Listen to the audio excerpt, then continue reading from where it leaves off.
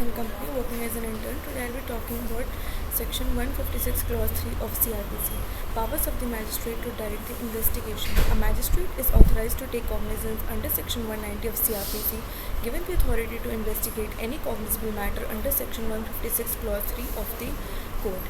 According to Section 156 Clause 3 of CrPC, the magistrate is authorized to direct a police officer to investigate if the police authority fails to do its responsibility who is in record of the complaint or FIR.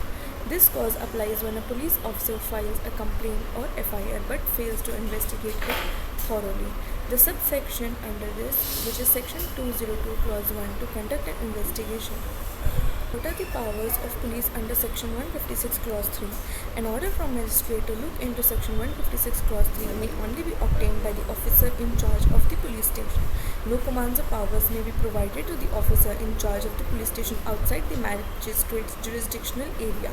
In Delhi High Court, Ramesh Awasthi vs. State NCT of Delhi 2017, which relied on the Supreme Court judgment of Central Bureau Investigation vs. State of Assam NR 2001, stated that even though Section 154 of CrPC prohibits the officer in charge who receives the information from registering it, Section 155 and 156 give the persons in charge the authority to look into the offences committed within the station's boundary. When does Section 156 Clause 3 come into play? In Mohammad Yusuf vs. Srimati Afaq Jahan and ANR 2006, the Supreme Court stated that any judicial magistrate might order an investigation under Section 156 Clause 3 of the Code before taking notice of the offence. If he does, he is not allowed to force the complainant to take an oath because he was unaware of the wrongdoing. The magistrate can order the police an FIR to enable them to begin the investigation.